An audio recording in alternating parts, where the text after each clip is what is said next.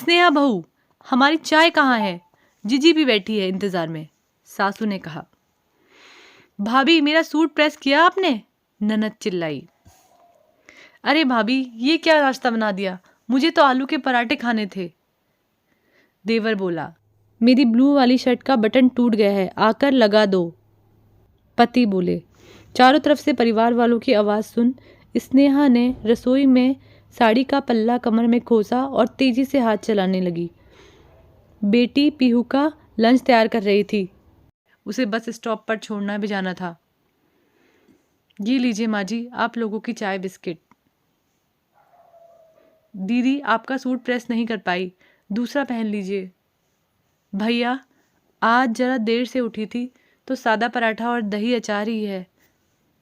और राहुल जी, बटन मैं बाद में आके लगा दूंगी, अभी अलमारी में आप दूसरी शर्ट उठाकर पहन लीजिए। कहते हुए स्कूल बैग बोतल गाड़ी की डिक्की में रख पीहू को बस स्टॉप छोड़ने निकली। स्नेहा पहले ऐसी बिल्कुल नहीं थी। घर में किसी के मुंह से बात निकलती नहीं थी कि वो पूरा कर देती थी। सास ननद देवर सब कुछ करने पर भी खुश नहीं रहते थे। बहुत सोचने पर उसे समझ आया कि वह सबके लिए कितना भी कर ले, पर किसी को उसके काम की कोई कदर नहीं है। इसलिए वह सबकी फिक्र छोड़ अपने बारे में सोचने लगी। सबसे प्यार करने के साथ वो खुद से भी प्यार करने लगी। जहाँ पहले दिन भर घर के कामों में लगी रहती थी, अब अपनी बेटी पीहू के साथ कुछ वक्त अपने लिए भी निकालने लगी। देखा जीजी, कैसी हवा की रफ्तार से आती है, तूफान मेल बनकर चली जाती है। ना किसी की सुनती है और ना किसी का ध्यान रखती है। हमें तो बहुत ही खराब बहू मिली है, सास विमला जी अपनी ननद अनीता से बोली, जो 2 दिन पहले अपनी भाभी से मिलने आई हुई है।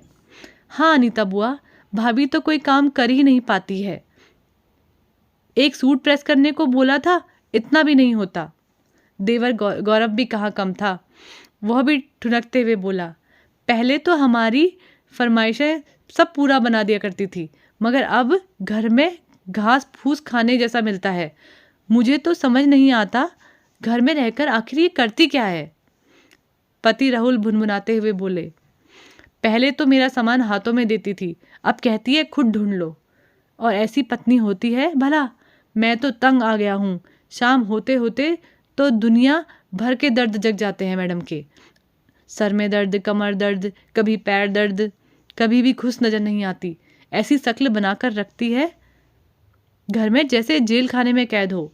काहे का जेल खाना बेटा? तूने तो उसे स्कूटी दिला रखी है, हवाई जहाज कभी उठाकर घूमने निकल जाती है। महारानी, आजकल तो घर के कामों में मन नहीं लगता मैडम का। पीयू का नाम लेकर स्कूल बाजार में चक्कर काटती रहती है। सब लोग इतनी जोर जोर से बोल शिकायतें कर रहे थे कि दरवाजे पर पहुंची स्नेहा ने सब सुन लिया। एक हाथ में फल सब्जी का थैला और दूसरे हाथ में किराने का सामान का बोझ लिए खड़ी स्नेहा तेज कदमों से रसोई घर की तरफ जाते समय सोचने लगी, आज खुलकर सबसे कह देती हूँ, आप लोगों को जो भी बोलना है मेरे सामने बोल दिया करिए।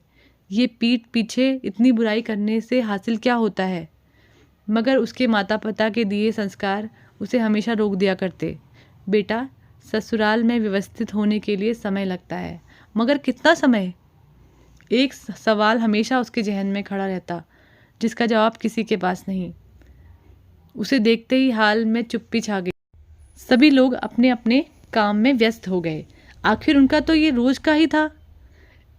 स्नेहा की बुराई भलाई ना करे तब तक उनका खाना कहाँ हजम होता था। कुछ साल पहले जब स्नेहा घर में बहू बनकर आई थी, बहुत समझदार और खुश मिजाज लड़की थी। शादी के बाद भी नौकरी पर जाती, मगर 4 महीने बाद राहुल बोला, क्यों ना पहले तुम घर के सबको अच्छे से समझ लो, पहचान लो। मेरे भाई बहन अभी छोटे हैं, माँ से अब काम नहीं हो पाता है। तुम्हारे ऑफिस की भागदौड़ में घर के काम अधूरे छूट जाते हैं।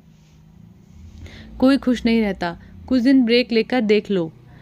वो ब्रेक आज 6 साल हो गए हैं, ख़त्म नहीं हुआ है, क्योंकि व्यस्तता बढ़ती ही चली गई। एक के बाद एक जिम्मेदारी उसको थोप दी गई।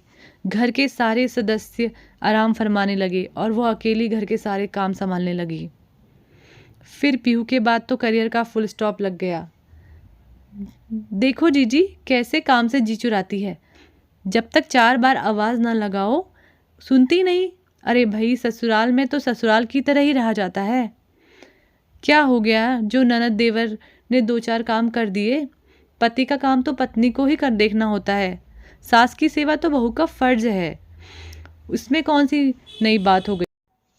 हमने भी तो किया है अपने ज़माने में, फिर अब इनकी बारी आई तो ये काम चोरी करने लगे। भाभी अगर आपको बुरा ना लगे तो आपसे एक बात कहूँ, स्नेहा कुछ गलत नहीं कर रही। आपने भी तो उस पर पूरे घर की जिम्मेदारी डाल दी है। आप रसोई में जाती नहीं, नीता खुद से अपना कोई काम नहीं करती, कॉलेज जाकर बड़ा एहसान करती है। गौरव को तो शर्म आनी चाहिए। वह अपनी भाभी से किस तरीके से बात करता है। उसे भी 6 साल हो गए हैं घर में, कब तक इन लोगों की फरमाइश पूरा करेगी। कल को गौरव नीता की भी शादी होगी। अब इन्हें अपने तरीके से रहना चाहिए, अपनी भाभी का थोड़ा हाथ बटाना चाहिए, ना कि सबके बीच में अपनी भाभी की बुराई भलाई करनी चाहिए। और एक बात, आज जो ये अपनी भाभी के बारे में ऐसा बोल रहे हैं, कल को जब इनकी बारी आएगी तो ऐसे गुल खिलाएंगे जिसका आपको अंदाज़ा भी नहीं। रहने दो जीजी, मेरे दोनों बच्चे बहुत सीधे हैं। गौरव तो मेरा आज्ञाकारी पुत्र है, उसकी बहू आएगी तो मेरी बहुत सेवा करेगी, मुझे पूरा यकीन है। और नीता, उसे तो मैंने ऐसे संस्कार दिए हैं कि उसी से वो ससुराल को स्वर्ग बना देगी। अनीता जी बोली। अपनी भाभी की बात सुनकर अनीता जी समझ गई, ऐसे लोग किसी की परेशानी आसानी से नहीं समझते, इन्हें उदाहरण देकर ही समझाना पड़ेगा। बुआ के लाडले गौरव नीता कमरे में मोबाइल पर गेम खेल रहे थे।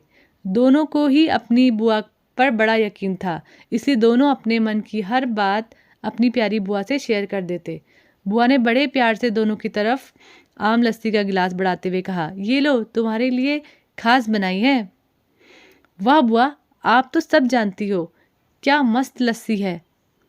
पीकर मज़ा आ गया, भतीजे गौरव ने हंसते हुए बोला। अच्छा गौरव बेटा, एक बात तो बता, तेरी माँ तेरे लिए लड़की ढूंढ रही है। मैं सोच रही हूँ कि स्नेहा जैसी तेरे लिए परफेक्ट रहेगी। स्नेहा का नाम सुनते ही गौरव का मुंह बन गया। क्या बात करती हो बुआ, भाभी जैसी? कभी नहीं, माँ की डांट की चाबी से चलने वाली गुड़िया नहीं चाहिए, जो भैया तक का ढंग से ख्याल नहीं रख सकती, उनकी ज़रूरतें पूरी नहीं कर सकती, वह मेरी पसंद नहीं हो सकती। तो बबुआ तुझे कैसी लड़की चाहिए? मेरी पत्नी तो एकदम स्मार्ट होगी, मैं जहाँ जाऊँ वैसे मेरे साथ रेडी होकर आए, साड़ी वाड़ी लिपटी ना हो, वेस्टर्न ड्रेस पहने, जॉब करे, मेरे कंधे से कंधा मिलाकर चले, अपने डिसीज़न खुद ले सके, किसी की गलत बात सुन चुप ना रहे, गलत के लिए खड़ी हो। यही गुण चाहिए मुझे उसमें, वही बनेगी मेरी दुल्हन। और बेटा घर के काम कौन करेगा? तेरी माँ की सेवा, उसका क्या? बुआ जी, घर के काम तो नौकरों को शोभा देते हैं, और माँ को ऐसा क्या हुआ है जो उन्हें सेवा की ज़रूरत है? सही जा रहे हैं भैया, मुझे भी ऐसी ही भाभी चाहिए ना, स्नेहा भाभी जैसी घरेलू, जिसे हंसने से ज़्यादा रोना आता है, दिन रात आंसू टपकाती रहती हैं। ठहाका मार के दोनों भाई बहन हंस पड़े। अरे बिटिया, तू गौरव की छोड़, कल को तेरे लिए भी एक लड़का ढूंढ दूंगी, अच्छे घर से तेरी शादी करूंगी। तू तेरी भाभी में 2-4 गुण ले लेना, ताकि ससुराल में सुख शांति बनी रहे। क्या बुआ, किससे टिप्स ले लूंगी? भाभी से? पागल समझा है क्या? उनके जैसी अपनी पर्सनैलिटी खोकर इस घर में रंग में रंगने से जैसे प्रयास मुझसे ना हो पाएंगे। दिन भर माँ उन पर हुक्म चलाती, अगर एक बार भी मेरी सास ने ऐसा करने का प्रयास किया, उसी दिन सूटकेस बात के मायके आ जाऊंगी, साथ में अपना पति भी खचेर लाऊंगी। बहू बनूंगी घर में, किसी की जागीरदार नहीं, जो जब चाहे जैसे चाहे मुझे चलाएगा। मैं अपने मन की मालिक हूँ, मुझे जैसा अच्छा लगेगा मैं वैसा ही करूँगी, किसी के कहने पर तो कभी नहीं चलूँगी। पर बेटा, लड़की को एडजस्ट करना ही पड़ता है, शादी सिर्फ पति पत्नी का रिश्ता नहीं होता, पूरा परिवार साथ लेकर चलना होता है। क्या बुआ 1857 की बातें करती हो? मेरी शादी जिस लड़के से होगी उसी से मतलब रखूंगी, ना कि उसके पूरे खानदान की सेवा करूंगी। अगर मेरी ससुराल में सास से नहीं बनी तो पति को लेकर नया घर बनाऊंगी, सुख शांति से रहूंगी। बड़े ही उच्च विचार हैं बेटा तुम दोनों के। लाओ ये खाली गिलास मुझे दो, मैं धुलने के लिए रख देती हूँ, तुम लोग आराम से अपना वीडियो गेम खेलो। कहते हुए अनीता बुआ कमरे से बाहर आ गई। अगले दिन, भाभी आज शाम को मेरे कुछ दोस्त आ रहे हैं, प्याज की कचौड़ी और इमली की चटनी बना लीजिएगा, कोल्ड ड्रिंक मैं बाजार से ले आऊँगा। और स्नेहा भाभी आपने 2 दिन से मेरे कपड़े नहीं धोए, कल के लिए पीला सूट प्रेस करके रख दीजिएगा, मैं अपनी सहेली के घर पढ़ने जा रही हूँ। गौरव भैया आप दोस्तों को किसी और दिन बुला लीजिएगा, कल पीहू का टेस्ट है और मेरे पास समय नहीं है।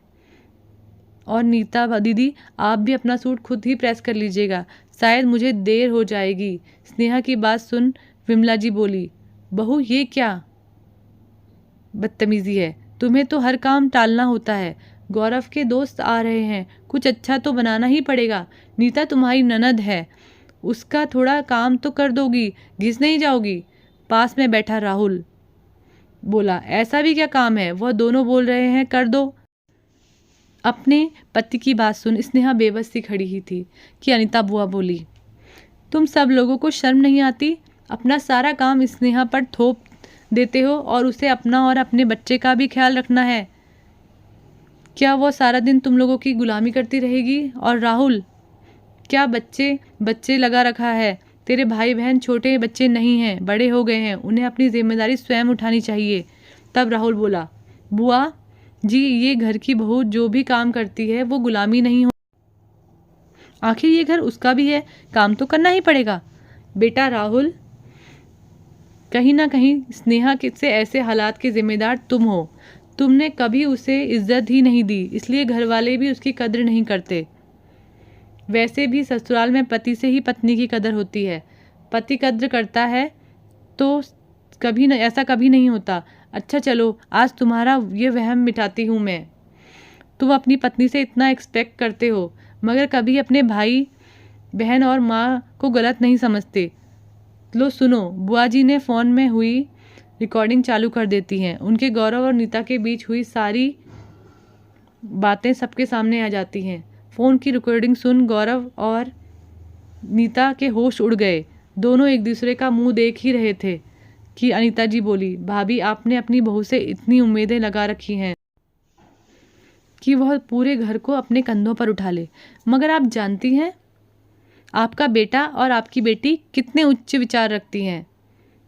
गौरव बहू लाएगा तो अपने लिए, नीता की ससुराल में पटेगी तो रहेगी वरना अलग हो जाएगी। अब ज़रा सोचो कौन अच्छा है कौन बुरा। जो ये तुम्हारी स्नेहा बहू 6 साल से तुम लोगों को सहन कर रही है, अब बताओ ये गलत है या तुम? किसी के पास बोलने को कुछ नहीं। तब राहुल को अपनी गलती का एहसास हुआ और वो बोला, मैं ही तुम्हारा गुनहगार हूँ। जब पति होकर मैंने तुम्हें मान सम्मान नहीं दिया तो फिर मेरे छोटे भाई बहन कैसे देते? जिन लोगों के लिए मैंने तुम्हारी खुशियाँ और नौकरी दांव पर लगा दी, आज वो तुम्हें सिर्फ एक काम वाली समझकर काम निकालवाते हैं, तुम पर हुक्म चलाते हैं। मुझे बड़ा होने के नाते इन दोनों को समझाना चाहिए था। अब से गौरव और नीता अपना सारा काम खुद करेंगे, साथ में तुम्हारा हाथ बाजार में कामों में बटाएंगे, क्योंकि जल्द ही तुम अपनी नौकरी दोबारा करोगी। पीयू को देखने की जिम्मेदारी मेरी और माँ की होगी। तो फ्रेंड्स आपको स्टोरी कैसी लगी हमें कमेंट करके ज़रूर बताइएगा और हमारे चैनल को सब्सक्राइब कीजिएगा और लाइक कीजिएगा। धन्यवाद।